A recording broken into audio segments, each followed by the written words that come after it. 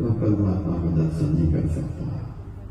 समग्र इच्छाओं का नाश जब होता है तब वह दर्शन होता है, तब लड़का शांत हो गया। चारों ओर से घेर कर आए अयोध्यावासी जोग लगाने के लिए तैयार है। भगवान श्री राम ने देखा सब तो आ गए मेरे साथ धाम से धारने के लिए, लेकिन दो आदमी अभी किनारे पर खड़ा है। एक कौन है? एक विभीषण जी है और दूसरे हनुमान जी है। विभीषण भगवान से कहते हैं, हे प्रभु, आपने समस्त अयोध्या वासियों को बुला लिया अपने धाम ले जाने के लिए। मैं भी लंका से चलकर आया, मैं भी आपके धाम ले जाना चाहता हूं। भगवान ने तुम्हें लेकर के नहीं जाऊंगा। क्यों? दुनिया के लोग मुझे भगवंत कहते हैं, हे विभीषण मैं तुमको संत कहता हूं। तो विभीषण ने कैसा क्या मतलब हुआ? संत का तो सम्मान होना चाहिए, संत को कहते हैं नहीं ले जाऊंगा। भगवान ने कहा दुनिया के लोग मुझे भगवंत कहते हैं, मैं तुम्हें संत कहता हूं। हम दुनिया में नहीं भी रहेंगे, हम दुनिया से अपने धाम में चले भी जाएंगे तो भी दुनिया रहेगी, लेकिन हे विभीषण जिस दिन इस दुनिया से संत चले जाएंगे उस दिन दुनिया नहीं रहेगी। इसीलिए तुमको रहना है, तुमको ही रहना है, तुमको नहीं जाना है। तुम रहो। हनुमान जी से भगवान ने कहा, हे हनुमान, अब अपने धाम को मैं जा रहा हूं, तू जल्दी से आ जा मेरे पास, तुम्हें भी साथ लेकर के जाऊंगा। हनुमान जी ने कहा मैं आपके साथ नहीं जाऊंगा। सब जाने के लिए तैयार है भगवान के साथ, लेकिन हनुमान जी आज पहली बार कहते मैं आपके साथ नहीं जाऊंगा। तू आज कहता है मैं तुम्हारे आपके साथ नहीं जाऊंगा, क्या बात है? तू क्यों नहीं मेरे साथ जाना चाहते?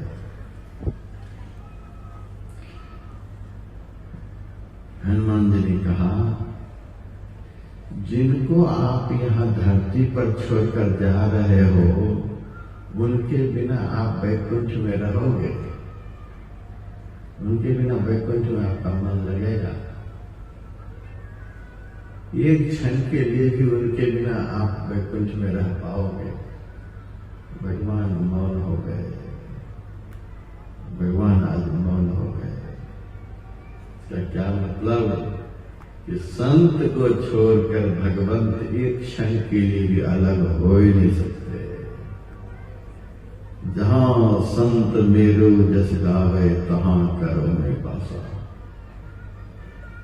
जहां संत रहते हैं मैं वहीं पर रहता हूं। जत्र जत्र धूमः तत्र तत्र वह्नि, न्याय का सूत्र। जहां जहां धुआं है वहां वहां आग है। उसी तरह से जहां संत है वहीं परमात्मा है, वहीं ईश्वर। ईश्वर उनसे अलग हो ही नहीं सकते।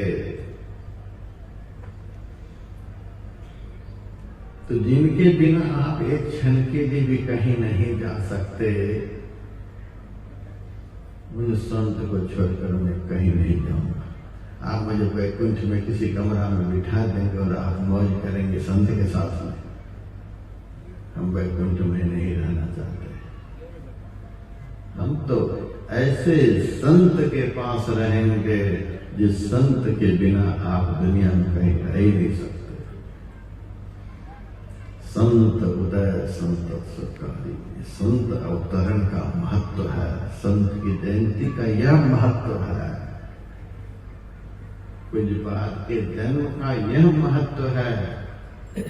ऐसे महापुरुष का जन्म आज की तिथि में हुआ है जिस महापुरुष के बिना भगवान भी वैकुंठ में नहीं रह सकते। जिस महापुरुष को छोड़कर भगवान कहीं नहीं रह सकते, जिससे यह भी सिद्ध होता है ऐसे संत की शरण में कोई चला जाए तो भगवान की शरण में जाने का सोचा फल प्राप्त होता है। रामायण में एक प्रसंग और आता है।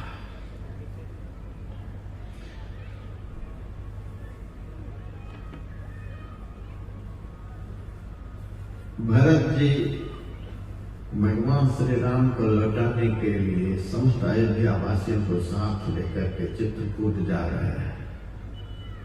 तीर्थराज प्रयाग में भरद्वाज मुनि का आश्रम है। भरद्वाज मुनि बसहि प्रयागा जिन्हि राम पद अति अनुरागा। प्रयागराज में भरद्वाज मुनि रहते हैं। तो भरत जी के आश्रम पर रात्रि विश्राम के लिए टिके। भरद्वाज मुनि तो आज पागल हो गए।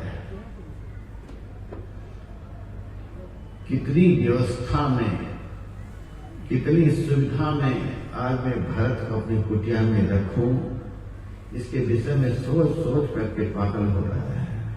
कितनी व्यवस्था, अपनी योग सिद्धि से रिद्धि सिद्धि को उन्होंने प्रकट किया और उनको आदेश दिया कि बहुत बड़े अतिथि हमारे यहाँ आए हैं। स्वर्ग वैकुंठ लोकों में जो सुख प्राप्त होता है वह सुख भरत जी और भरत जी के साथ आए हुए समस्त अयोध्या वासियों को प्राप्त कराओ। इतना सुख इनको यहाँ पर प्रदान करो। रिद्धि सिद्धि आ गई, व्यवस्था में लग गई। वाल्मीकि रामायण में तो बड़ा विस्तार से वर्णन हुआ है। इतनी सिद्धियां, इतनी सुविधाएं कि अयोध्या वासी धन्य धन्य हो रहे हैं। आज भरत के कारण आज वैकुंठ का भोग हमें यहाँ प्राप्त हो रहा है। और ये महात्मा भी कैसे रहते हैं कुटिया में। ताकत इतनी है कि वैकुंठ का सारा आनंद को नीचे उतार लाए। देखिए संत में कितनी ताकत होती है।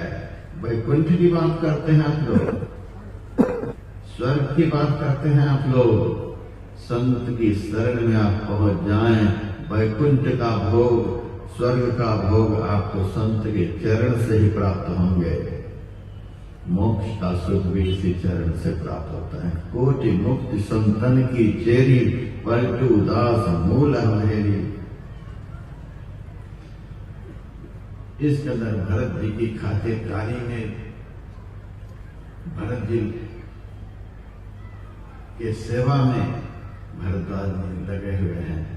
उनके पास 10,000 शिष्य भी रहते थे। भरद्वाज मुनि के आश्रम पर उनके 10,000 शिष्य रहते थे। सारे शिष्यों ने कहा गुरुदेव इसी कुटिया में राम पधारे, तो आपने उनको रहने के लिए उसकी चटाई बिछा दी, पत्ते के दोने में कंदमूल फल ला करके भोजन रख दिया और जब चलने लगे तो आप तुरंत विदा कर दी। लेकिन आज उनके छोटे भाई भरत भी यहाँ आए हैं, इनकी खातिरदारी में इतने आप परेशान हैं, पागल हो रखा है, क्या बात है। भरद्वाज मुनि ने कहा जब से दुनिया बनी तब से हम भी दुनिया में हैं। सृष्टि के आदि काल से अब तक हमने जितना पुण्य किया उस पुण्य के प्रभाव से हमें इस कुटिया में राम का दर्शन प्राप्त हुआ। और हे शिष्यों सुनो, अनादिकाल के पुण्य के फल से हमें इस कुटिया में राम का दर्शन हुआ और राम के दर्शन से जो मुझे पुण्य प्राप्त हुआ उस पुण्य के प्रभाव से आज हम भरत संत का दर्शन कर रहे हैं। देखो संत का क्या व्यक्तित्व होता है, संत का क्या महत्व होता है। संत पलटू साहब की वाणी में है, तीर्थ व्रत में फिरे बहुत चितलाई के, जल पखान को पूज मुए पछताई के, वस्तु न बूझी जाए अपने हाथ में। अभी कुछ देर पहले हमारे रतन बाबा का थोड़ी देर का उद्बोधन हुआ था। आत्मा के विषय को बता रहे थे। आप आत्मा है और इसके लिए किसी के प्रूफ देने की जरूरत नहीं है। आप तो आत्मा है ही। और न छत पर रहते हैं, न अलमारी में रहते हैं, ये 3.5 हाथ के शरीर में रहते हैं।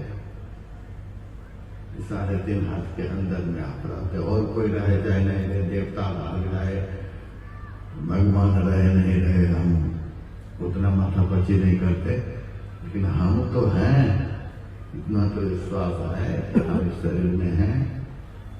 कितने जीव बीत गए, आज तक एक झलक देख पाए। बूंद का पता नहीं चला, चले हैं समुद्र का थामने के लिए। खुदा से हो अगर मिलना, और पता खुद का लगा लेना। 3.5 हाथ के अंदर में हम रहते हैं। आज तक पता चला? कभी नहीं चलेगा। और देवता के साथ में पता चलेगा। बैठे मतलब वहीं बैठे चलेगा। न देवी के साथ में पता चलेगा, न मंदिर में पता चलेगा, न तीर्थ में पता चलेगा। यहाँ तक भी मैं कह सकता हूँ, आप तो भगवान के साथ ही दिन रात रहते हैं आत्मा से। अभी मैं भुवनेश्वर में सत्संग सुना रहा था। सारे श्रोताओं से मैंने प्रश्न रखा कि दुनिया का सबसे उलझा हुआ मामला क्या है, बताओ। दुनिया का सबसे बड़ा उलझा हुआ मामला। और यह भी मुझे बताओ, जिस मामला के सुलझ जाने के बाद जीवन में कोई उलझन बचता ही नहीं, वह कौन सा उलझा हुआ मामला है, बताओ। कोई नहीं बता पाया। मैंने कहा 3.5 हाथ के अंदर में आत्मा और परमात्मा दोनों है, अनादिकाल से है, कभी अलग नहीं होते। इन दोनों के बीच में दूरी कितनी है, बताओ। आत्मा परमात्मा के बीच की दूरी कितनी है, बताओ। कोई नहीं बता पाया। दूरी है नहीं। दूरी होता तो बताए। आत्मा और परमात्मा के बीच में कोई दूरी है नहीं, बताए कौन। दूरी है नहीं, बताए कौन। दूरी कुछ भी नहीं। मामला इतना उलझा हुआ है कि आज तक दर्शन नहीं। यदि दर्शन हो जाए तो जीवन में कोई उलझन भी नहीं रह जाए। दर्शन होते सारा उलझन समाप्त। दर्शन जब तक नहीं हुआ, सारी दुनिया का सम्राट बन जाने के बावजूद भी उलझन कभी खत्म नहीं होगा। ऐसा मामला फंसा हुआ है आत्मा और परमात्मा के बीच में। कोई दूरी। सदैव हम परमात्मा के साथ में रहते हैं, लेकिन आज तक दर्शन नहीं। कारण क्या है? ये दर्शन कराने का ठेका दे रखे है परमात्मा ने संत को। तीर्थ व्रत में फिरे बहुत चितलाई के, जल पखान को पूज मुए पछताई के। वस्तु न बूझी जाए अपने हाथ में, यहाँ पर तो जो कुछ मिले से मिले संत के साथ में। संत का साथ जिनको प्राप्त हो गया, फिर क्या कहना है। रामायण में 3 चौपाइयां हैं।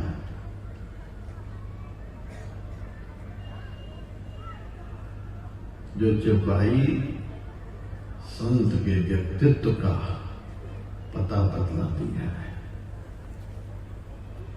पहली चौपाई, पुण्य पुंज बिन मिलहि न संता। सब याद रखना है चौपाई को। पुण्य पुंज बिन मिलहि न संता।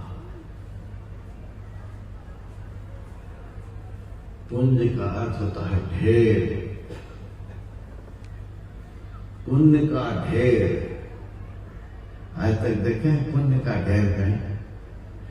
अरे अनाज का ढेर देखे होंगे, पत्थर का ढेर देखे होंगे, बालू का ढेर देखे होंगे। पुण्य का ढेर देखे कहीं दुनिया में?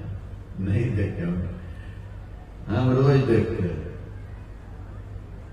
सत्संग में इतने सत्संगी भाई बहन जो सत्संग करने के आए हैं, हम तो इसी को पुण्य का ढेर कहते हैं।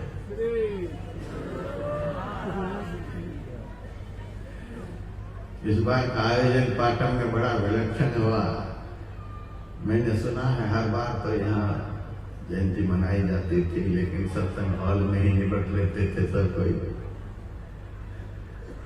सत्संग मंदिर में ही आयोजन को निपट लेते थे किसी तरह से। इस बार देखिए उदारता पंडाल लगा करके ठाठ ठठ सत्संग करें।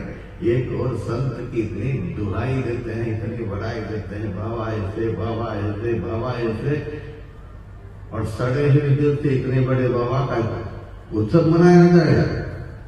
इस बार दिल का शरण खत्म हुआ है यहाँ के आयोजकों का।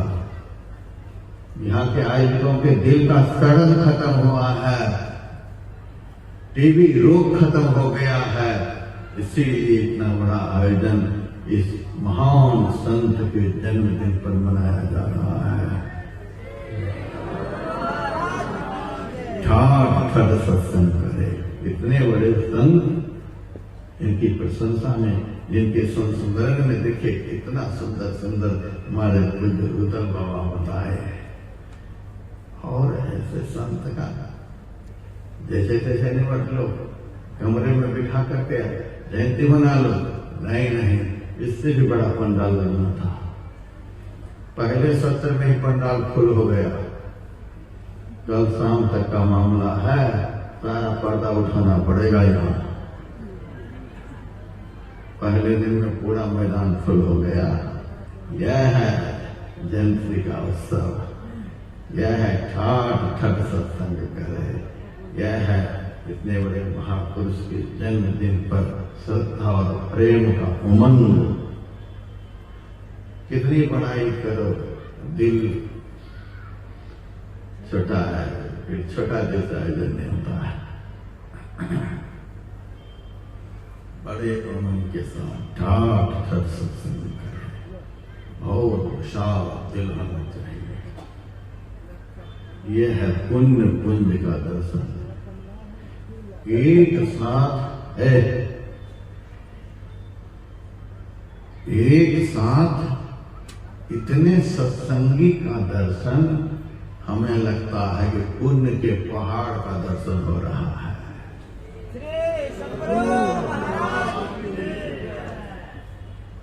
प्रेमी से प्रेमी मिले, गुरु भक्ति दृढ़ हो। हम तो कभी कभी कहते हैं, कोई बड़े बड़े अधिकारियों से, बड़े बड़े लीडरों से काम लेना होता है। यदि अधिकारी नहीं सुनता है, लीडर नहीं सुनता है, तो धरना प्रदर्शन करते हैं। एक आदमी बैठ करके धरना प्रदर्शन करेंगे तो 100 जन्म में भी धरना प्रदर्शन का सुनवाई होगा? नहीं होगा। वो भी अधिकारी पता लगाते रहते कितने लोग धरना पर बैठे हैं। एक आदमी बैठे, अरे जाने लग। और जहां पूज्यपाद को खुश करने के लिए हजारों की संख्या में आप लोग बैठे हैं, वहां तो पूज्यपाद को खुश आप कर ही लेंगे, और जो इन्होंने पाया वो इनसे प्राप्त कर ही लेंगे। इतना बड़ा धन से लाभ ठाठ ठठ सत्संग करे, पुण्य पुण्य बिन मिले सबका, यही पुण्य का ढेर है। एक जन्म के पुण्य से आप यहाँ नहीं बैठे हैं, यह भी मैं कह सकता हूँ। एक जन्म के पुण्य से आप तीर्थ में चले जाएंगे, एक जन्म के पुण्य से आप मंदिर में चले जाएंगे, एक जन्म के पुण्य से आप चतुर्दशी का व्रत कर लेंगे, एक जन्म के पुण्य से आप यज्ञ कर लेंगे, एक जन्म के पुण्य से आप बहुत कुछ शुभ कर्म कर लेंगे। लेकिन एक जन्म के पुण्य से आप संत के संग नहीं कर सकते। संत का संग करने के लिए तो अनंत जन्म का पुण्य चाहिए। अनंत जन्मों का पुण्य आप लोगों को फलित हुआ है कि आप यहाँ पर बैठे हुए हैं। पुण्य पुण्य बिन मिले संत। यदि यह ढेर आपको प्राप्त हो गया, पुण्य का ढेर आपको प्राप्त हो गया, तो इस ढेर का क्या महत्व है? बहुत जन्म के पुण्य के ढेर से, पुण्य के पहाड़ से सत्संग प्राप्त होता है। सत्संग जब प्राप्त हो गया तब क्या होता है? इसका तो रिजल्ट इतना साफ है हम बता नहीं सकते हैं। सत्संग की संस्कृति कर अंता पुण्य पुंज बिन मिलहिन संता, का रिजल्ट सत्संगति, संत का संग, संस्कृति कर अंतर। संस्कृति संस्कृत का शब्द है, जिसका अर्थ होता है संसरण। संसरण का अर्थ होता है फिसलन। फिसलना ऊपर की तरफ नहीं होता है, नीचे की तरफ होता है। इसका मतलब मनुष्य शरीर से गधा शरीर में, गधा शरीर से कुत्ता शरीर में, कुत्ता शरीर से बैल का शरीर में, इसी तरह से फिसलते फिसलते 84 लाख प्रकार के शरीर हैं। 2.25 अरब वर्ष तक आप फिसलते ही रह जाएंगे। यदि जीवन में संत नहीं प्राप्त हुआ तो कोई भी तीर्थ धाम मंदिर, कोई भी व्रत उपवास आपको फिसलने से बचा नहीं सकता। फिसलने से बचाने वाला यदि कोई जगह है तो एकमात्र संत का संग ही है। फिसलन खत्म, अब आप लोग फिसलेंगे नहीं और कभी फिसलेगा नहीं। जो फिसलन से बचे हुए संत का संग कर लेगा। संत किसको कहते हैं? जिनकी चेतना कभी फिसलती ही नहीं, दिन दिन अधिक विराट। संत के लक्षण दिन दिन अधिक विराट। और पलटू साहब की वाणी में निष्दिन दशा आरूढ़, लगना भोग पिया था आरूढ़। जिनकी चेतना, जिनकी साधना सदैव चढ़ाई पर रहती है, जिनकी चेतना कभी अधोमुख होती ही नहीं, उसी को संत कहते हैं। जो सदैव चढ़ाई पर, सदैव चढ़ाई पर चढ़ने वाले संत चढ़े सौधार, जो सदैव चढ़ने में ही रहते हैं, इनकी चेतना कभी फिसलती नहीं। ऐसे चढ़ाई की ओर चढ़ने वाले संत की शरण में जो पहुंच गए, उनका फिसलन खत्म हो जाएगा। संस्कृति का रास्ता। अब आप लोग फिसलेंगे नहीं। सबसे बड़ा नाम आप लोगों का संत की शरण में आ गए, अब आप लोग फिसलेंगे नहीं। लेकिन पंडाल से बाहर निकलने के बाद की गारंटी मैं नहीं दे सकता। यहाँ से जाने के बाद किसका किसका संग आपको मिलेगा, उस संग में जाने के बाद की गारंटी कोई नहीं। लेकिन यदि आपके दिल में संत संग के प्रति अपार श्रद्धा, अपार प्रेम, इस अपार प्रेम, अपार श्रद्धा का बल लेकर के आप दुनिया में कहीं भी रहेंगे तो आप फिसलेंगे नहीं। फिसलन खत्म। यह कितनी बड़ी बात है। जहां से निकलते ही फिसलन शुरू हो जाए, जहां पहुंचने के बाद फिसलन ही खत्म हो जाए, वो कैसा संत। सत्संगति संस्कृति कराता, फिसलन समाप्त। दूसरी चौपाई, बड़े भाग पायो सत्संगा, बिना प्रयास होई भवभंगा। बड़े भाग्य से, भाग्य का भी एक अर्थ पुण्य ही होता है। पुण्य का बहुत बड़ा भाग प्रारब्ध, भाग का एक अर्थ हिस्सा। बहुत बड़ा पुण्य का हिस्सा आपके जीवन में आ गया है। बहुत बड़ा पुण्य का हिस्सा लेकर के बैठे, बड़े भाग पुण्य का बहुत बड़ा हिस्सा किसी ने अपने हिस्सा में धन को ले लिया, किसी ने अपने हिस्सा में घर को ले लिया, किसी ने अपने हिस्सा में पद को ले लिया, प्रतिष्ठा को ले लिया। लेकिन जिन्होंने अपने जीवन में पुण्य का ही हिस्सा बहुत बड़ा मात्रा में ले लिया है, जो पुण्य के महत्व को इतना समझता है कि सब कुछ छोड़ करके पुण्य को ही दिन रात बटोरने में लग गया है, ऐसा बड़े भाव जो दिन रात पुण्य को ही बटोरने में लगा हुआ है, जो अपने हिस्सा में पुण्य को ले लिया और सब कुछ को छोड़ दे। हमें कुछ नहीं चाहिए, धन नहीं चाहिए, घर नहीं चाहिए, मकान नहीं चाहिए और दुनिया का कुछ नहीं चाहिए। हमें तो जीवन में वह सत्कर्म चाहिए जो सत्कर्म उन्नति की ओर लेकर के जाते हैं।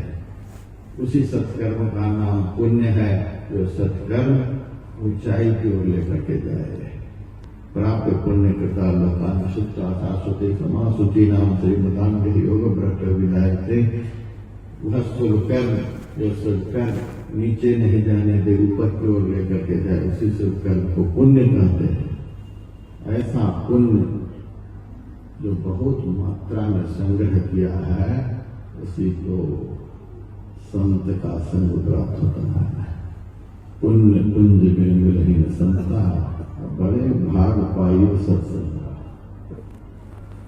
आपने पुण्य का बहुत बड़ा हिस्सा बटोरा है, जो आज साधु का संग प्राप्त हुआ है। इसका फल, इसका रिजल्ट, पहला रिजल्ट संस्कृति का अंता, अब दूसरी चौपाई का रिजल्ट बिना प्रयास वैभव भंगा। भव कहते हैं संसार में जन्म लेना मरना। आप लोग भले ही बेटा का नुकसान हो जाना इसको बहुत बड़ा दुख मान लिए है, घर टूट गया बहुत बड़ा नुकसान हो गया, व्यापार ठप हो गया बहुत बड़ा नुकसान हो गया, इलेक्शन में हार गए बहुत बड़ा नुकसान। मैं नहीं समझता इसको।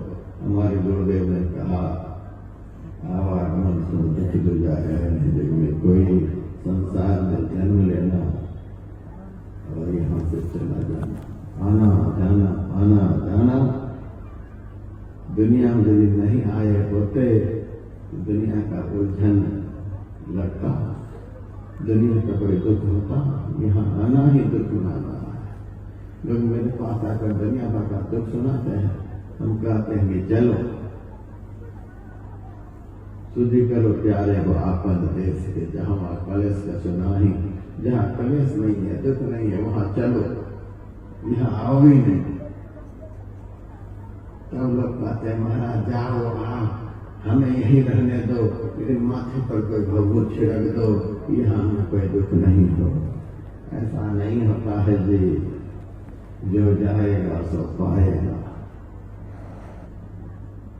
भव का अर्थ संसार, संसरण, फिसलन, आना जाना, सदैव भ्रमण से चलते रहना, समुचरोति संसार है।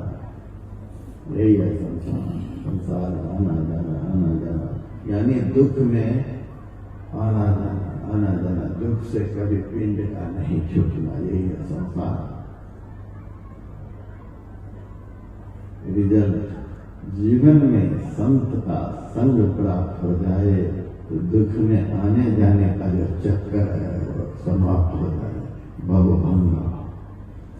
और परिश्रम कुछ नहीं, बिना ही प्रयास। हाँ, यहाँ मैं जरूर कहूंगा, जब तक संत नहीं मिल जाए तब तक तो प्रयास आपको बहुत करना पड़ेगा। बहुत प्रयास आप लोगों ने किया है, तब आज सत्संग में बैठे हैं। आज आपका किया हुआ सारा प्रयास सार्थक हो गया। अब आपको तीर्थ में भटकने की जरूरत नहीं, मंदिर में जाने की जरूरत नहीं, अब दुनिया में कहीं जाने की जरूरत नहीं। अब तो इस दरबार में पड़े रहो, दुनिया बनाने वाले ही भटकते हुए तुम्हें दर्शन देंगे। विनय प्रयास रोई भंग बिना प्रयास के ही जन्म वर्ग का खत्म। चलो तीसरी चौपाई पर जल्दी जल्दी में भुवनेश्वर में डॉक्टर ने मना कर दिया, बोलो नहीं। बेंगलुरु में 7 दिनों का सत्संग कार्यक्रम था, 3-3 घंटे बोलना पड़ता था।